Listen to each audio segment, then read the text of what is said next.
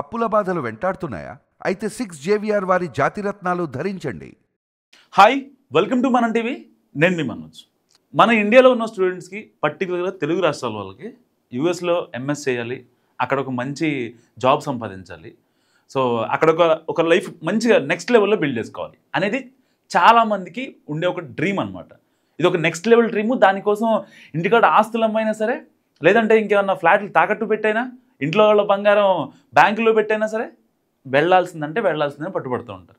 So అక్కడికి వెళ్ళి ఎంతో కొంత చదువుకుంటూ, ఇటు పక్క పార్ట్ టైం జాబ్ చేసుకుంటూ తమ చదువుని కొనసాగిస్తూ ఉంటారు. సో ఇప్పుడు ట్రంప్ మామ వచ్చాక కొన్ని తీసుకుంటున్న డెసిషన్స్ ఏవైతే ఉన్నాయో వాటి వల్ల ఇండియన్ స్టూడెంట్స్ అండ్ పర్టికులర్గా తెలుగు రాష్ట్రాల వాళ్ళు అమెరికా వెళ్ళాలంటే ఇప్పుడు అసలు ఇంట్రెస్టే చూపించిన పరిస్థితి. ఒకప్పుడు సరిగ్గా 2013 నుంచి 2020 వరకు ఎక్కడికి వెళ్తున్నారు ఎంఎస్ చేయడానికి అని అంటే వేరే ఆప్షన్ లేకుండా యూఎస్ కాలేజీలే చెప్పే పరిస్థితి. యూఎస్ యూనివర్సిటీస్ కావచ్చు, కాలేజీలు కావచ్చు.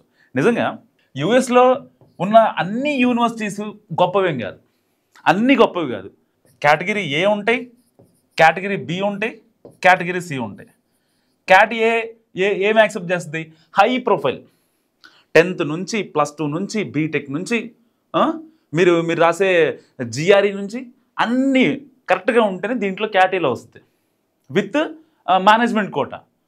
ఆల్రెడీ అంటే కేటగిరీ సిలో ఉండే కాలేజెస్ పర్ ఇయర్కి 7 lakh కాలేజ్ కట్టాల్సి వస్తే కేటగిరీ ఏలో పర్ ఇయర్కి 25 lakh కట్టాల్సి వస్తుంది. ఓన్లీ విఐపీలు వీళ్ళు మాత్రమే చదువుకోగలరు. సో ఇప్పుడు అలాంటి కాలేజీలన్నీ కరెక్ట్గా 1 yearలో మూతపడుతున్న పరిస్థితి. ఎందుకు మూతపడతాయి? ఫోర్బ్స్ ఒక నివేదిక ఇచ్చింది. ఇది నా నివేదిక కాదు, ఫోర్బ్స్ నివేదిక. అంత ఆషామాషి చెప్పదు కదా ఫోర్బ్స్ అయితే. రీసెంట్గా ట్రంప్ తీసుకున్న డెసిషన్ ఏంటంటే అక్కడి కాలేజీలు, యూనివర్సిటీలు ఏవైతే ఉన్నాయో వాటిల్లో 15% మాత్రమే నాన్ అమెరికన్స్కి ఇవ్వాలి. అంటే బయట నుంచి వచ్చే వాళ్ళు ఉంటారు కదా, వాళ్ళకి ఇవ్వాలన్నమాట. రిమైనింగ్ 85% మొత్తం వీళ్ళకే, అమెరికా వాళ్ళకి. వాళ్ళే చదువుకోవాలి, వాళ్ళే బాగుపడాలి అనేది ఇప్పుడు ట్రంప్ మోదీకి వచ్చిన కొత్త పాలసీ. యాక్చువల్గా ఇది కనుక కరెక్ట్గా ఇంప్లిమెంట్ అయింది అనుకోండి, ఇది కనుక ఏది ఇప్పుడు ఫోర్బ్స్ నివేదిక చెప్పేది అదే. ఏమని? కరెక్ట్గా 2023, 2024 75,000 మంది మాస్టర్స్కి వెళ్ళారు. Spin season, flow season, winter season ఇలా ఉంటాయి కదా, స్ప్రింగ్ సీజను, ఫాల్ సీజన్ అలా ఉంటాయి కదా. యూఎస్ వెళ్ళే వాళ్ళకి, యూకే వెళ్ళే వాళ్ళకి, ఆస్ట్రేలియా వెళ్ళే వాళ్ళకి తెలుసు అనమాట. సీజన్స్ వారీగా మన అప్లికేషన్స్ని యాక్సెప్ట్ చేస్తూ ఉంటాయి అక్కడ యూనివర్సిటీస్. అది ఏ ఇంటర్నేషనల్ యూనివర్సిటీ అయినా, ఏ ఇంటర్నేషనల్ కాలేజ్ అయినా సరే. సో 2023, 2024 మధ్య 75,000 మంది యూఎస్ వెళ్ళారు. ఆ యూఎస్ వెళ్ళిన వాళ్ళు మళ్ళీ 2024, 2025లో 67,000 మంది వెళ్ళారు. ఓకేనా? అండ్ 2025, 2026 ఈ ఫాల్ సీజన్కి కనీసం 15,000 మంది కూడా వెళ్ళలేని పరిస్థితి యూఎస్కి. ఇది నేను చెప్పేది కాదు, ఫోర్బ్స్ నివేదిక. కావాలంటే గూగుల్ తీసుకోండి. సో ఇప్పుడు అమెరికాలో ఏదైతే యూనివర్సిటీస్ ఉన్నాయో category A, category B, category C ఇవన్నీ కూడా ఎలా బతుకుతున్నాయి అంటే కేవలం ఇంటర్నేషనల్ స్టూడెంట్స్ తెచ్చే డబ్బులతోనే అవన్నీ బతికేది. రాడ్ రియాలిటీ ఇది, అందరికీ తెలిసిన విషయం.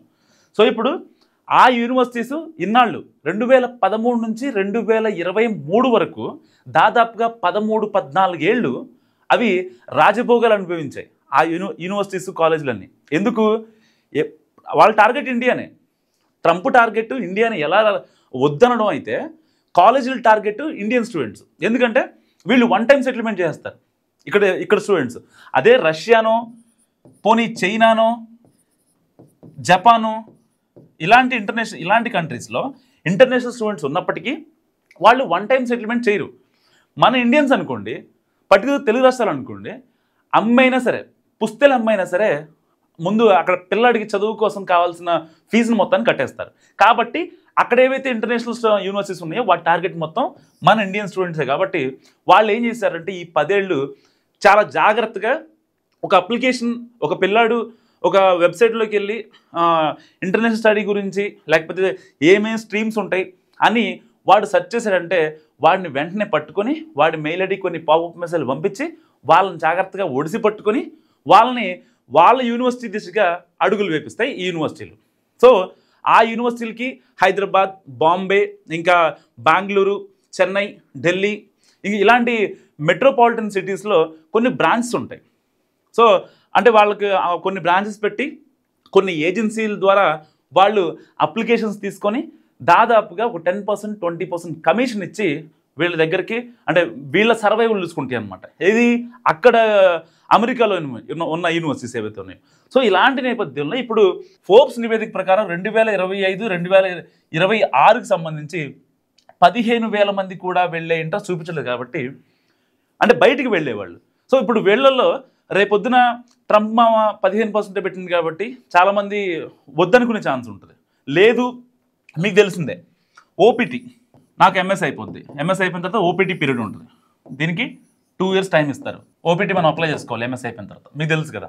సో ఆ ఓపీటీకి కనుక క్యాన్సిల్ చేస్తే, ఎందుకంటే ట్రంప్ మామ సంగతి తెలిసిందేగా, ఏ టైంలో ఏం చేస్తాడో ఏంటో అర్థం కదా మనకి. సో ఒకవేళ కనుక ఓపీటీ క్యాన్సిల్ అయితే చాలా విచిత్ర పరిస్థితులు ఏర్పడతాయి.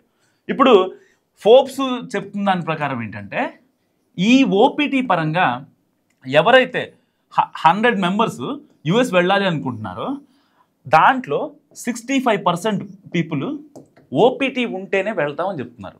అంటే అక్కడికి వెళ్ళి చదువుకోవడం అంటే కాదు కదా. ఇప్పుడు కొన్ని రూల్స్ చేంజ్ చేశారు. లైక్ ఎలా, చదువుకునేటప్పుడు ఓన్లీ వీక్లీ 18 hours మాత్రమే వర్క్ చేయాలి. అది కూడా కాలేజ్ క్యాంపస్లోనే వర్క్ చేయాలి. బయటకు వచ్చి క్యాష్ అండ్ క్యారీ జాబ్స్ చేస్తానంటే కుదరదు. వెళ్ళి పెట్రోల్ బంకులో నైట్ షిఫ్ట్ చేస్తానని కుదరదు.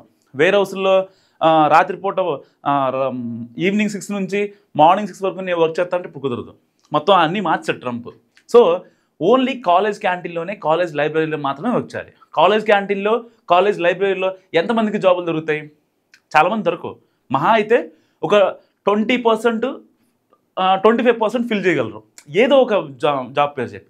రిమైనింగ్ 75%, సో వాళ్ళంతా ఇంటికాడ వాళ్ళు పంపించే పాకెట్ మనీ మీద ఆధారపడాల్సిన పరిస్థితి. సో వెళ్ళలేని పరిస్థితి. సో ఇది ఎన్నాళ్ళు జరుగుతున్న సినారియో. ఇప్పుడు కనుక ఇదే ఓపీటీ రద్దు చేస్తారనుకోండి, అసలు చాలామంది వెళ్ళరు. దీనికి ఆల్టర్నేటివ్గా ఏం చూసుకుంటారు? ఆస్ట్రేలియా చూసుకుంటారు, లేదా కెనడా చూసుకుంటారు. కెనడాకి ఇప్పుడు ఈ మధ్య బాగా వెళ్తున్నారు జనాలు. అండ్ లేదా యూకే చూసుకుంటారు. యూకే అయితే ఎలాంటి రెస్ట్రిక్షన్స్ ఉండవు, ఎలాంటివి ఉండవు. వచ్చామో పని చూసుకున్నామో వెళ్ళామో అన్నట్టు ఉంటుంది. కానీ ట్రంప్ కొన్ని పరిస్థితుల దృష్ట్యా ఆయన పెట్టే కండిషన్ల వల్ల సో ఇప్పుడు అన్నిటికీ మోకాలు అడుగుతున్నాడు అనమాట. సో ఇలాంటి నేపథ్యంలో ఇప్పుడు ఇదే పరిస్థితి ఈ 15,000 మంది 16,000 మంది యూఎస్ వెళ్ళడం కావచ్చు, వాళ్ళ వీసాలు రిజెక్ట్ అయితే 2026 కరెక్ట్గా ఆగస్ట్ నాటికి, ఫాల్ సీజన్ స్టార్ట్ అయ్యే నాటికి ఈ యూనివర్సిటీస్ అన్నీ మూతపడిపోతాయి. మళ్ళీ కొత్త అక్కడ ఏదన్నా తీసుకురావాలి. సో వాళ్ళకి వేరే ఉంటే మళ్ళీ ట్రంప్ మీద ఒత్తిడి పెట్టడం.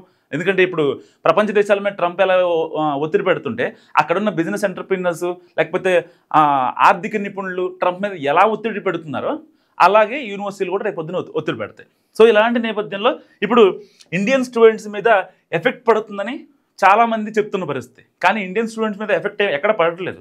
వాళ్ళకి ఎఫెక్ట్ పడుద్ది మనం వెళ్ళకపోతే. మన అవసరం యాక్చువల్గా అంటే యూఎస్ వెళ్ళడం మన అవసరం మనం అనుకుంటాం. కానీ ఇప్పుడు వాళ్ళకి అవసరం. పొరపాటున వెళ్ళకపోతే ప్రపంచ ప్రఖ్యాతి గాంచిన ఏదైతే యూనివర్సిటీలు అని చెప్పుకుంటున్నారో చాలామంది, యూఎస్లో ఉన్న యూనివర్సిటీస్ని అసలు నెక్స్ట్ లెవెల్, మేము ఎడ్యుకేషన్ స్టాండర్డ్స్ నెక్స్ట్ లెవెల్లో ఇస్తాం, ఎలాంటి ఇబ్బంది లేదు, మా దగ్గర జరిగితే క్యాంపస్ ప్లేస్మెంట్లోనే ఇంకొక 6 months ఉండగానే ఎంఎస్ అవ్వగానే మీకు జాబ్ వచ్చేసింది అని చెప్పి ఏదైతే కొన్ని కంపెనీస్ కొన్ని యూనివర్సిటీస్ చెప్తున్నాయో కాలేజీలు, అలాంటి పరిస్థితి ఉండబోదు. ఇప్పుడు అవన్నీ మూతపడే పరిస్థితి. సో అప్పుడు క్రౌడ్ మొత్తం వేరే దేశాలకు వెళ్ళిపోద్ది. సో ఇంకా అంటే నెక్స్ట్ 5 years ఈ ఇంపాక్ట్ మొత్తం క్యారీ ఫార్వర్డ్ అవుతూ ఉంటుంది. మరి ఇలాంటి నేపథ్యంలో ట్రంప్ తీసుకున్న డెసిషన్ 15% డెసిషన్ ఏదైతే ఉందో అది కరెక్టా కాదా, మీరేమనుకుంటున్నారు? అండ్ నేను చెప్పిన దాంట్లో ఏమైనా మిస్టేక్ ఉంటే నాకు మస్ట్గా కామెంట్ చేయండి. సో చూస్తూనే ఉండండి మనం టీవీ.